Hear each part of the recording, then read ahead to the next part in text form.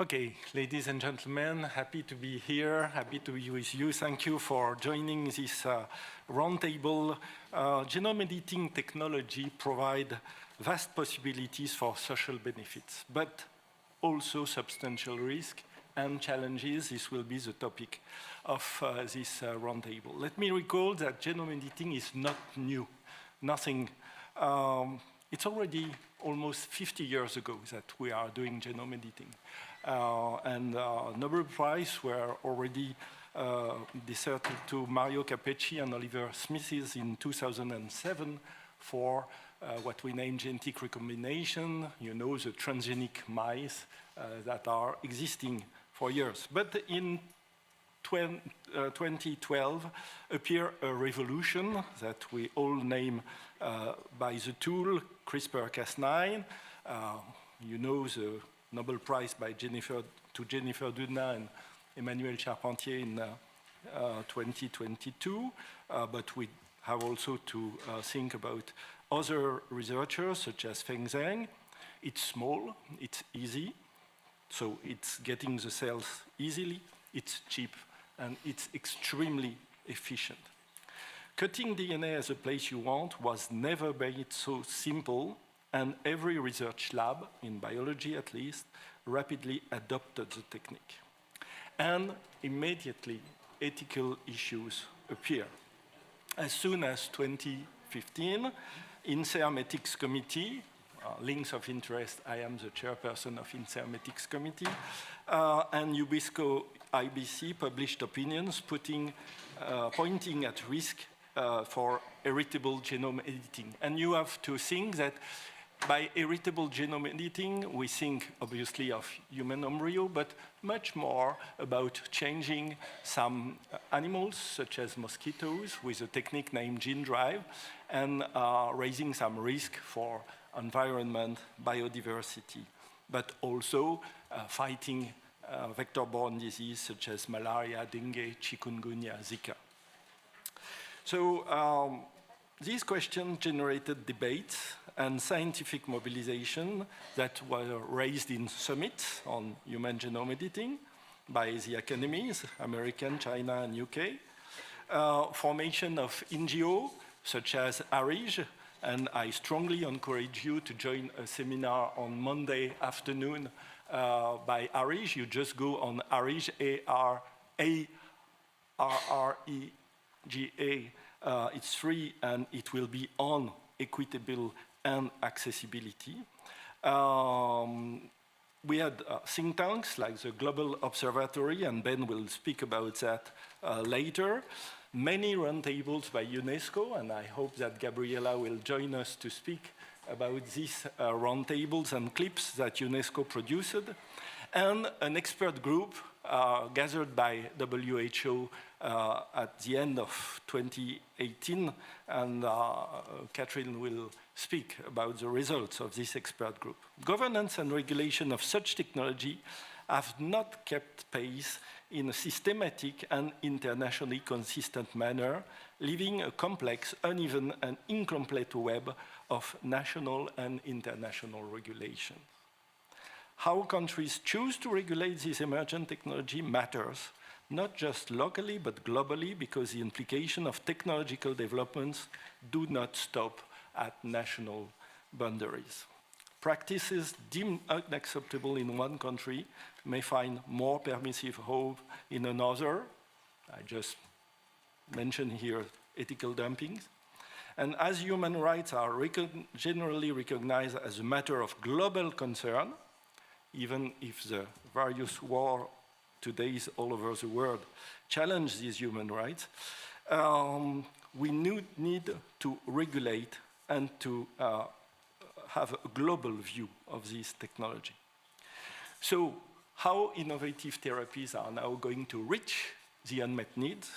How are we going to regulate these therapies? How are we going to regulate also new eras? You most likely have heard about this heart graft, xenograft, from genetically modified pigs, which are making us entering a completely new era of using some animal organs to graft and to cure some humans, even if at that time it's far from being effective. So it's my pleasure to moderate this session, and I will start with giving the floor for some introductory remarks. I will start with you, Catherine, because you are the one that are the best placed to tell us how to integrate ethical questions linked with this emerging technology, given the absence of international constraint on the matter. WHO has produced a governance guideline, or I should say 3 documents on governance guideline. Could you tell us more about these documents and the process WHO is developing now? Brilliant. Thank you very much, Hervé, and thank you to the organizers. So I'm going to give a bit of context to the work of the Human Genome Editing Committee established by the DG Dr. Tedros in December 2018, which delivered its findings in July 2021. They were slightly delayed by COVID, but actually in some senses that had a very positive impact. As Hervé pointed out, the committee produced 3 different documents. It produced a framework, a governance framework, and it produced accompanying recommendations. And the context of those documents is very important, including a position paper. The key remit given by the DG for this committee was to understand the ethical, legal, and social issues associated with human genome editing, and to develop governance mechanisms at the international, national, regional, and local level. So quite a task, I think, the committee was tasked with. What they produced, I would argue, is the first of its prototype of its type in the world. It was the first ethical governance framework for emerging technology and health. And we now at WHO have 2 other similar implementation tools. We have an AI one, and we have a governance framework for the responsible use of life science. So this has sort of set the pace and the agenda for how we govern. But it's key here that this is about ethical governance. So it was we were tasked, the ethics unit, not the regulatory unit, with undertaking this work, because this was about embedding ethics in the process from the very beginning. And I think this will come out as a key theme in the work of human genome editing and other emerging technologies going forward.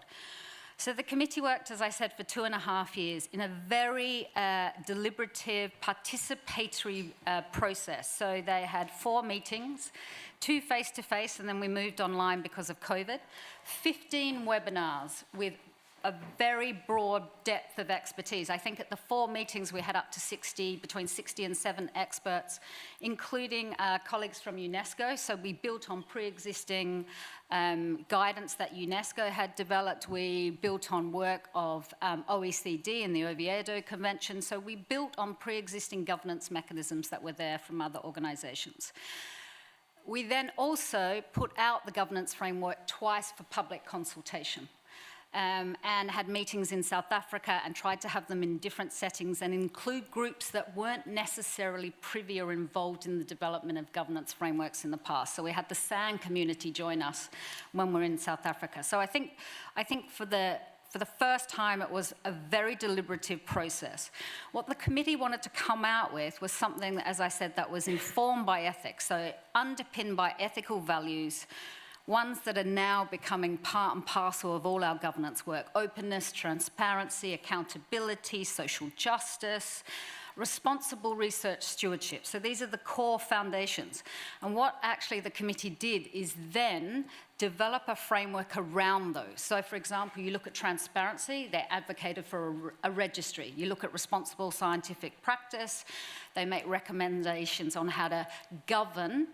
And then I think that's the other key thing I wanted to say. The committee took I would say, a holistic or an ecosystem approach to govern. I think in emerging technologies, we know that we have to be both anticipatory, we know we need to be fast-moving. regulation by definition isn't always necessarily fast-moving. So we cannot just rely on regulation. We need regulation at the member state level, but we also need other instruments and other players in the research process to take responsibility and accountability. So we took a very broad definition of governance, and then the committee set out the instruments that you would need in order to govern in this field and develop case studies to make it very practical. As I said, this was delivered in July 2021. Instead of focusing on implementation, you will note that that was the middle of COVID, so I was very much in the response mode to COVID. Since then, we've gone back to focusing on the implementation of this guidance. We've had the first case study in Uganda. Our country office contacted us. Uganda has one of the highest prevalence of sickle cell disease in the globe, and they're very interested in doing somatic genome editing trials. And I want to make a point about somatic heritable germline. When the committee was tasked, obviously there had been recent issues to do with heritable germline issues. And that's where people thought the biggest ethical issues were. They thought they were germline. But actually the committee thought one of the biggest ethical issues is related to somatic. And that is the access issue that I think we'll come back to. And I don't think governance can solve the access issue, but I think governance has a role to play in bringing that to the fore, and especially the ethical governance. What we really need to do is build the ethics and issues about equity in at the beginning. And I know I haven't got long, so I just want to make one other key point in terms of next steps. We think it's really important. As I said, this is the prototype, the first of its type. It's important to review it. It's important to look at it where things need amendment as times are changing. We are currently reviewing this and our other two governance frameworks, the one I mentioned on AI and responsible life sciences, to really understand the points of similarity and difference, what has worked in implementation and what hasn't. We are doing this with a view to producing a document. It's not an Uber framework, but a document that produces our lessons learnt. And then we're going to road test that in other areas of emerging tech, which we think is really important, like neurotechnology, gene drives, and probably assisted reproductive technology. And I'll stop there. Thank you, Heather. Thank you, Kathleen. And just to the same topic, we are going to ask Gabriela Ramos' view from the Assistant Director General of UNESCO, how to integrate ethical questions linked to this governance of emerging technology at large, but specifically for genome editing. Could you tell us what UNESCO did? I already recalled in my introduction that it started as soon as 2015 with an opinion of IBC, but you did much more. Gabriela. Thank you so much, and I could almost pass the floor to you because you are the chairman of our committee, so we are here among friends. But thank you so much for this opportunity. I feel that the framing of the ethical reflection of emerging technologies can be applied to any new discovery, and it's almost constructed in a way that poses the right questions, not about the technology, but its interaction with the society and interaction with people, and how you ensure that we build more inclusive and sustainable societies. And I think this is a core issue. Catherine has mentioned some of the elements of the ethical reflection, but at the end, on the one hand, is just mind-boggling how much these technologies are promising, in the sense that we know so many illnesses that are so difficult to treat, no? You talk about sick cell disease, anemia, some other dysfunctions, and we know about cancer. We know about so many trials in terms of gene editing that are so promising. There are some other applications that also call for ethical reflection, which is enhancements. Because if you know that you are prone to have a disease because of your genetic information, and then parents may have the possibility of editing some of the elements, not to be subject to these diseases. And therefore, that's also very promising, but who is to take the decision? And who is to be involved in these discussions? And I think these are very important issues. And UNESCO has been really at the forefront of this discussion. I remember this publication. I was not even in UNESCO, but I remember when we published the very first publication on the éthique de vivant, no? The ethics of living. And it was related, you remember, with the cloning of the sheep, Dolly. Because it was a breakthrough. Everybody said, oh my God, that's exciting that we can clone a human being, or not human being, a being, because it was a chip. But the real question was, should we? And if we say yes, but what purpose? And then the most important thing, who is to take the decision? And I think this is the most important element, because at the end, you mentioned it, Catherine, for gene editing or rewriting, you have few laboratories in the world, few countries. Even in the most advanced economies, these kind of interventions, medical interventions, are not for everybody because they are super expensive. And then if you go to the global south, it's just non-existent because it's not accessible. Of course, equity is important. But at the end, we confront always the same old friends in terms of IPR, in terms of scientific research, in terms of the sharing of the benefits of scientific research, in terms of who, again, finances and who takes the access to these very important elements. So I feel that these are the conversations that we need to have, and I'm glad that the WHO, with our participation at looking at these issues. But at the end, it has to be an inclusive conversation.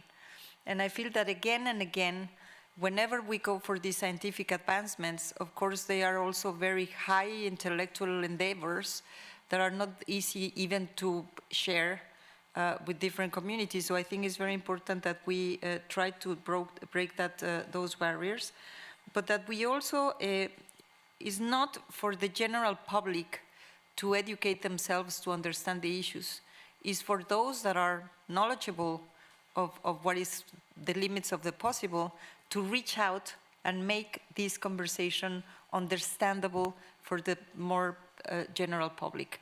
I think this is important because any conversation that needs to bring this into the fore needs to be inclusive and to bring the global south. And then the other part is the misuse. And you remember when you have that conversation between President Putin and President Macron, that they have this long table, and we were wondering, why do they have this long table? Because President Macron didn't want to have a COVID test in Russia, because of probably the stealing of his genome information and used for, no, it's real, it's amazingly real. And therefore, the misuse, yesterday, and Hervé, you also help us to advance the question of neurotechnologies, and you advance the question of artificial intelligence. There are the structure of how things happen that needs to be more inclusive, more participatory, more ethical. The other part is the misuse. And how do we ensure that we do not just get these things falling in the wrong hands? Thank you, Gabriela, for setting the scenes. And I think it's a perfect transition to ask who is going to take the decision. And I think that Ben Albert, with his initiative with some colleagues of Global Observatory, is well set up to try to tell us who should take the decision. Ben, the floor is yours. Thank you very much, Hervé, and thank you to the organizers for including us in this important conversation. So I want to begin actually just by emphasizing, by amplifying something that Gabriela just said, and that is that these conversations need to be inclusive conversations. So there's the question of who will take the decision, but there's also the question of what decision needs to be taken and what questions need to be asked in advance of that decision. What are the key questions?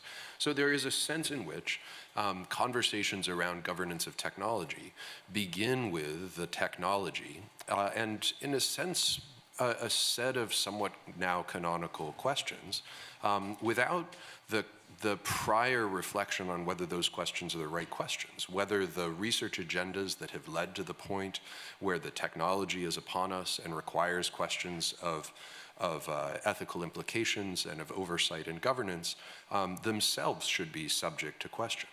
And so the Global Observatory, which I'll say more about in a moment, came out of the observation that there is a kind of democratic deficit, particularly at the international level, around the capacity to question those regimes that give rise to circumstances that require a kind of immediate and, to some degree, reactive governance, to question those regimes, because those regimes are consequential not only because of the consequences of the technologies they produce, but because the projects of producing those technologies touch upon fundamental dimensions of life. Our focus is human life, but of course the scope is much broader, as Hervé pointed out. The tools of bioengineering have the capacity to intervene at the material molecular level in things that we consider as human beings to be fundamental to our earthbound existence, as Hannah Arendt, the political philosopher, called it. And so if we proceed with an approach to governance that sort of acts as though science and technology come into being out of nowhere and then require the sort of action that the World Health Organization took with the effort that Catherine spoke about, which is an excellent and important effort, but is an effort that comes in response to a set of things that have already happened, rather than in response to the possibility of a future in which these things are undertaken as projects. And so if we think about oversight, less in terms of what mechanisms need to be put in place in order to respond to things that have already been done, but rather to ask, well, what do we need to be looking for? And how do we need to see it? What are the matters of concern that should orient approaches to governance? Governance isn't merely a set of rules or mechanisms. It's an orientation. It's, in its original sense, governance was a nautical term. It meant to steer the ship. And so in what direction is the ship being steered? And who is at the helm? These are the fundamental questions of governance. And those are questions about the human future, not merely questions about the future of particular technologies. We often talk about stakeholders needing to have the stakeholders at the table, but that tends to presume that we know what the stakes are. And of course, I mean, those of us who believe in the project of democracy, I think, believe that building capacity for forms of democratic deliberation and correction and modalities of complication and dissent are essential to getting the questions right, to getting the framing of the issues right. There is a sense in which, particularly in science and technology, because science occupies, at least in our kind of collective imagination, a position of universality, of placelessness, of truth, there is a sense in which these discussions tend to begin with expertise, as though it sits somehow above and beyond the questions of the more politically and culturally situated questions of values. But this is a kind of a false universality, and you can see it at work in the pattern of advisory committees and reports written and so on and so forth, which have a kind of repetition of the same voices, a remarkable repetition, actually, of the same voices, speaking the same things, as one would expect of the same voices, when there are many, many other voices on the face of the earth. And so the challenge that we see is the challenge of engendering less of a kind of universalistic orientation that begins with the same set of voices, the same body of expertise, and a set of kind of universal principles, and rather a more complex and heterogeneous cosmopolitan orientation that brings in a broader scope of human experience and imagination, puts together unlikely conversation partners around questions that don't begin with the technology, they begin with the priors that should inform development of technology, like what are the ways of caring for and valuing the human that are present in diverse cultural and religious and legal traditions that ought to be the underlying orientation back of our scientific and technological projects. And so the project of the Global Observatory is to seek to foster these sorts of conversations, to engage in convenings that are not taking place in the routine practices of advice and governance, and furthermore to bring to the surface and reflect upon, make more accessible the range of important thinking that is happening in a variety of different quarters about the issues surrounding these technologies, such that we can see and better understand the diversity and divergences of the orientations that the human community brings to the important human questions that sit at the center of this, such that those can both orient the projects of collective moral sense-making and so that they can engender forms of humility at the elite levels of governance that have been deficient. Thank you, Ben. So, to some extent, Pierce, it's a challenge for you because you represent another kind of experts, maybe more dedicated to biohazard or to risk for biodiversity. So this is also some expertise that we need to try to answer or to be able to answer to some of the questions that Ben wants to see on the table. But Pierce, the floor is yours. Thank you very much, Hervé. I'm going to also try and answer some of the question about what about misuse? What happens if these technologies fall into the wrong hands? Well, I'm an optimist. I think we're living at a very exciting time. We may actually be seeing the creation of an engineering discipline for biology. And I think that's good.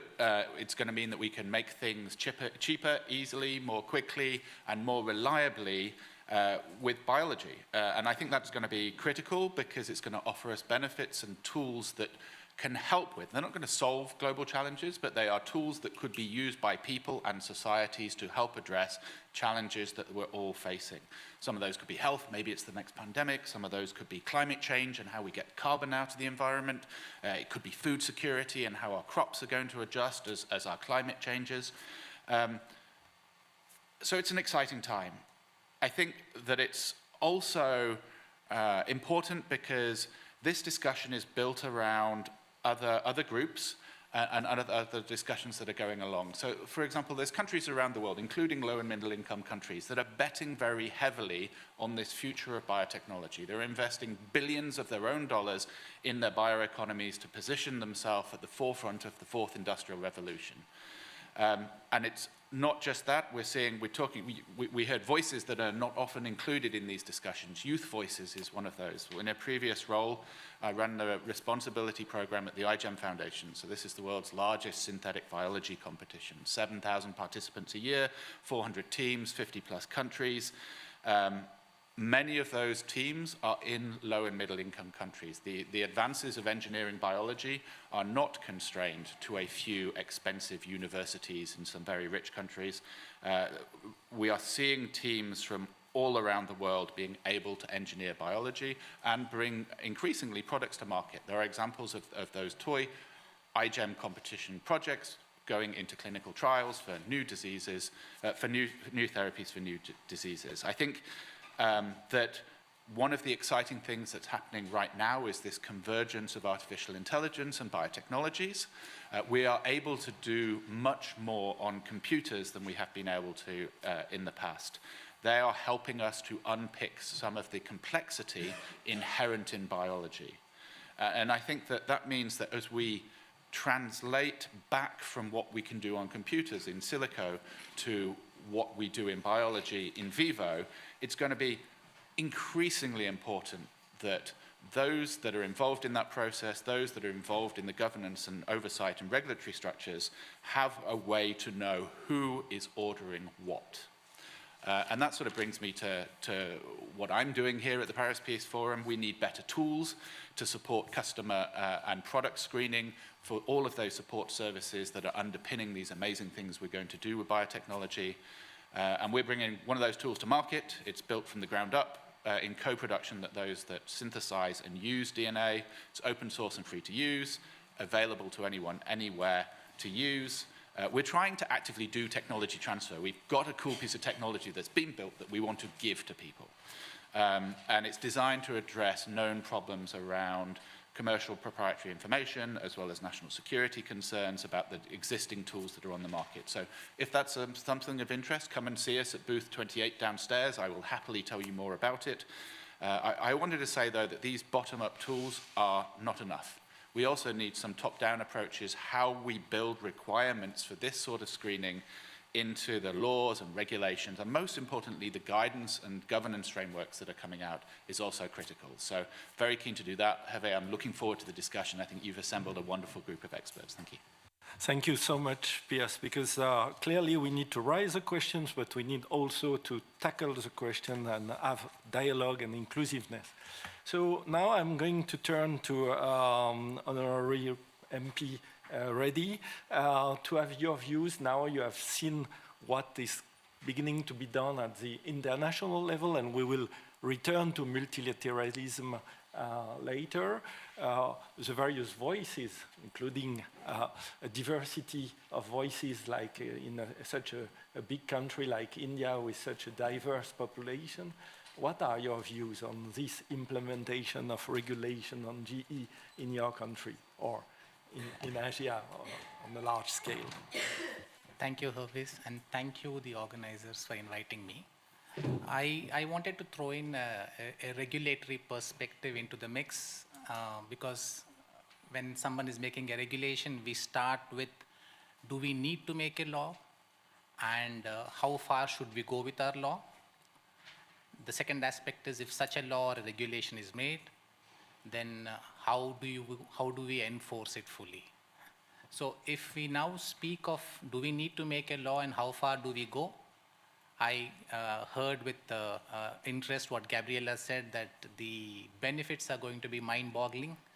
I share a lot of optimism that Mr. Piers mentioned about the benefits that this possibly could throw up. I think when we are looking at ethics, so when in a regulatory perspective, one needs to look at ethics very seriously, but when one looks at ethics, one starts, I sense that we all start from a very puritanical view of the integrity of nature and human, which can't be interfered with. But we sense that there has been a gradual encroachment into this integrity. We have had plant varieties being genetically modified for human benefit, and we allowed it to happen. Worse, we allowed it to be patented. It's become private property. We have seen biological invasions of human body and nature, which has benefited. So I don't share too much of a skepticism about looking at this more beneficially. But yes, there needs to be a few red lines that need to be drawn. But when one is looking at what are the red lines to be drawn, a medical view may change from a societal view. A society may look at things very differently from a doctor or a scientist or a research scientist. Now, one society's views may drastically differ from a different society's views. So we are in a very varied societal situation. Therefore, when one is looking at the necessity of making laws, one needs to be mindful of the limitations of any regulatory framework, because increasingly the territoriality and sovereignty of states is whittling away, because a particular state may make a law in a particular manner for something like genetic modification, but then it would not have full effect if there are going to be other member states which are not having regulation or are not enforcing it. So the ethics would need to be broadly defined. Now, it's a work in progress. I am very befuddled. I have more questions than answers, but these are the problems that I have to look at, and I have to ask people like you to kindly educate us more, because I find it very confusing. Now, when we look at governance, as and when, if we were to accept some universal standard as to what could be the ethics, what kind of laws could be made, and possibly this will eventually happen when different countries start operating. But once such laws are made, then the enforceability becomes a large issue, because you may have medical tourism, you may have countries that are not serious about this. So when someone is looking at, today possibly most of the scientific community seems to think that non-hereditary genetic modification may be for therapeutic or medical purposes permissible and all right. But what if some of the countries don't accept this standard? And you have some countries where someone mentioned about the regimes, I think Benjamin did. Some regimes are authoritarian, and if they are working in a specific direction and they want to permit human improvement, eugenics, then how does the world at large deal with it? Now, what are the consequences? This is also going to throw further ethical issues. If children are born through such unethical, by universal standards accepted levels, now these children are not a participant to the process of them being improved. Now, what do you do with those children? Are you going to ban them from participating in athletic events? Because this is not similar to someone undertaking steroid use, because that is voluntary. Or someone being banned from admission to a university, because these children have no say in what their parents may have done, or some doctor may have helped their parents along. So yes, there are going to be a large number of ethical issues that are going to arise from different areas. So I feel that yes, what WHO did, Catherine, I think the governance framework I have seen, it's salutary. It could just be the starting point. But I have a few questions, and I want to provoke your thoughts on this. Now, question number one. Now, when we speak of inclusiveness, Gabriela mentioned inclusiveness. Is it going to be inclusiveness for one universal standard? Should the standard be a little more localized depending upon the nature of challenges different geographies and different societies face? Then second, if genetic modification were to be permissible at whatever level, can it be made exclusive? Can it be patentable, like we have allowed it with plants? I think it should not be. That's my personal view, but I'm just provoking a debate, because this is something that if we are permitting for the universal benefit, then it must be for universal benefit again. Then the consequences of enforcement. How do we ensure different jurisdictions enforce it? And what are we going to do with the breaches of any standards that we all may agree on? Thank you. Thank you so much to set the scene and to launch the debate, because this question of inclusiveness and these questions of what to do if it happens are on the table. Thank you so much. So we have already heard, Catherine, that WHO took practical ways, such as registry. We have already heard that WHO and UNESCO are proposing forum, and UNESCO is well known for capacity building, especially in the field of ethics, to help setting up ethics committee and help. So maybe we could start with both of you, Gabriela, for example, how to promote this inclusiveness and how to include the time scale, because the technology is going fast, law is going slow, and the culture and the mentality, will return to Ben, the culture and mentalities are going even slower. So how can we foster such a debate to be really inclusive? Gabriela first. Well, I think we don't start from the scratch.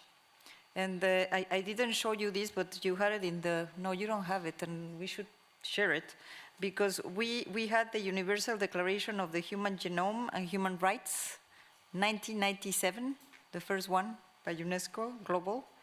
We have the International Declaration of Genetic Data, 2003. And then we have the Universal Declaration on Bioethics and Human Rights, 2017, the one that I told you when we knew that we can clone. We have the International Bioethics Committee, that is also a source of knowledge at UNESCO, and the Committee of Ethics of Science and Development. But as Hervé mentioned, these are the global standards, and you mentioned what kind of values are we translated into this, because we have cultural expressions, differences, preferences, societal views of the world, interaction with nature, with illness is different. We cannot impose Western views to the rest of the world. These declarations that were negotiated by the whole of the world take a very clear stance that what binds us together is the human rights, international framework for human rights. And therefore, for all the work that we do on ethics, on artificial intelligence, neuroethics, it's about human rights, human dignity, fundamental freedoms that are universal. And therefore, when those things are close, I think we need to just interject. But you are also right. I think that this is just a consensual view of where we want to go, and this is what we use in UNESCO when interacting with our member states, because you agreed to this, so we don't need to reinvent the wheel. The whole point, I agree, is the question of enforcement and asymmetry of capacities and understanding. And I think this is a very important role, an ethical role, that international institutions should play. Because at the end, we have a program that we call the ABC, because it's the assistance to bioethics committees in the world. Because at the end, we need to be equipping, or I would say, you're only cutting me, my friend. You're not cutting the rest of the speakers. No. We need to foster the debate. So no. The point. This is what I'm saying. The point is exactly that it's a very dynamic exercise that you need to engage with, because at the end we have the experts, we have the expertise, we have the global frameworks, but the decision making is in the member states. And even the smaller, the less prepared, the less equipped, they have the right to decide how they want to bring it. And we are creating spaces for these dialogues that need to be multidisciplinary, multi-stakeholder. It's great that you come from the MP, so because it needs to engage everybody. And then the whole point is, how do we ensure that these international norms are translated into regulatory frameworks at the national level, and then how you also equipped with the capacities in the governments to ensure that we follow whatever the governments decide in terms of using or not using or relying on these technologies. So I feel the infrastructure is there, is not that we don't have it, but at the end, the technologies are moving so fast that we need to always keep pace with it. Thank you, Gabriela. And Catherine, we have seen by the past, and Gabriela was recalling some stories with Russia. You have another story with Russia, just a letter from the Director General, how soft law, guidelines, authorities, a letter from the DG, or capacity building can go to try to answer to Reddy's question, to MP Reddy's questions. Yeah, so I'll respond on both fronts. I think to build on what Gabriela said, the committee came up with a phrase of the 3 E's: education, engagement, empowerment. And education isn't patronizing, because actually when they were talking about education, they also spoke about education of political leaders and the importance of doing that. And a lot of what you're talking about is we have to get these types of debates on the political agenda. So the example that Hervé gave is when the committee was operating an example of someone wanting to gene edit an embryo for deafness, related to deafness, came up. The committee advised the DG that this this wasn't scientifically safe, ethically sound at this point, and shouldn't be. He wrote then to that country, to that ministry, and they stopped doing the research. And that became public knowledge. So I think there is a big role for soft law. I think there's a role for education engagement at the political level. In terms of engagement of populations, I think initiatives like Ben's are critically important. We have to build other voices into this process. But it's a work in progress. Let's be honest about it. This is an evolving field of education and engagement. But we do have really good national level instruments for doing this. For example, WHO is the Secretariat for the Global Summit of National Ethics Committees. They will meet next year. This is on the agenda. What can national ethics committees do to help advise their systems of what engagement looks like for new technologies, but also for other big issues coming up in health, like access, equity issues? So I think we do have the instruments to do it. This, as you rightly point out, this governance framework is one piece, but there's a whole bunch of other recommendations that came out around ethics dumping and IP. I mean, that is a critical one. I think reforming, rethinking, and that's also tied into what happened during COVID. There's a whole rethink of the power structures and the way we do IP. And part of that is also empowering people. India has very good examples of vaccine production, but vaccine production should take place in other regional settings. So they're looking at hubs in South Africa and Senegal. And that's important because that's important for having the capacity and strength to be able to make decisions on what's acceptable in your environment. And that ties into the example of Uganda wanting to do sickle cell research. Then they will start thinking earlier about some of the issues about access and equity for their populations. And these are big, really challenging questions that we, just as a human genome editing community, can't solve. So now we move to a new, very important aspect, which is empowerment. Empowerment through education, empowerment through development of technology. Ben, what kind of empowerment you can obtain or you can promote, and inclusiveness, through the various stakeholders or the various voices that you are identifying? There's a sense in which a lot of the talk in this domain is about what prerequisites one needs in order to participate in a conversation. You have to know about the technology, you have to listen to the experts, et cetera, et cetera. But at the end of the day, a technology like heritable genome editing, yes, it's about intervening in biomolecules, but more fundamentally, it's about having children, right? And about the ways in which procreation is, the significance is attached to it, and the ways in which procreation is configured and managed. And those are fundamental human experiences. I mean, there are many experts on the face of the earth in having children, right? One might even say the vast majority of people. And yet, that kind of expertise is not brought into these conversations, for the most part. Why not? I think that's an important question, right? So I think the question about empowerment is actually more a question about the dynamics of disempowerment. And one of the things I want to actually point to as one of these dynamics is a discourse that has just been circulating around even in the last 5 minutes about how these domains are moving so quickly that it's very difficult for society to keep up. In fact, discussions around human genetic engineering are at least half a century old. And arguably, they go back as far as Daedalus and Icarus, right? And yet, there's a sense in which there was a kind of suppression of those conversations because they were just science fiction. It wasn't possible to do, and therefore it shouldn't be discussed. Right up until the moment it becomes possible to do, when there's suddenly a declaration that now we need to have a conversation, even as there's simultaneously the notion that, well, it's too late to have the conversation because now that the genie is out of the bottle, it's inevitable that it's going to happen, and so all we can do is talk about how we put a few guardrails around the process.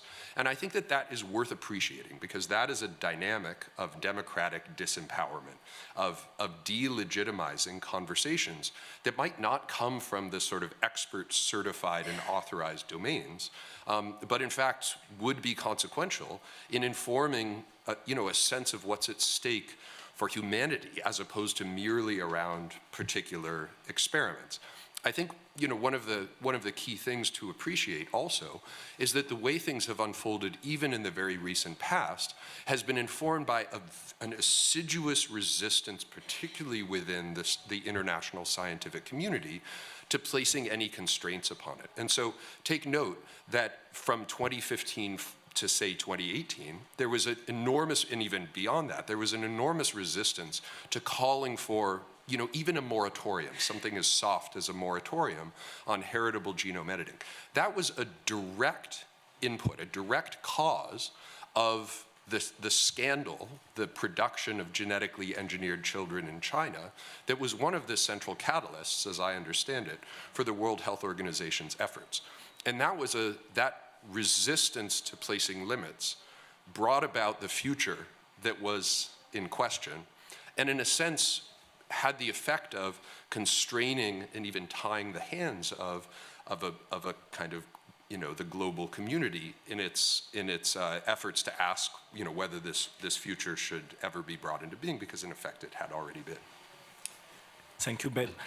Just to be fair with all the participants, in the final conclusions of the report of IBC 2015,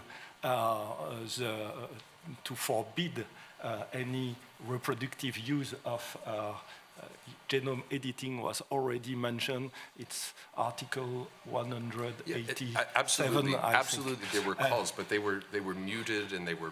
I mean, the sort of central thrust of the primary voices pushed it was already existing. Piers, what kind of support, what kind of expertise an organization like yours can bring and try to answer to MP questions? So I'm going to come at the question a little bit from the back, Hervé, and I really want to build off something that Ben just said, because I think in this topic, we're talking about genome editing, not just human genome editing, but genome editing writ large. And in my discussions downstairs yesterday on the floor, it happened again, so I'm confident if I say this. If I give you two quotes, I would like you to raise your hand if you know where they come from, right? So the first quote is, "Life will find a way."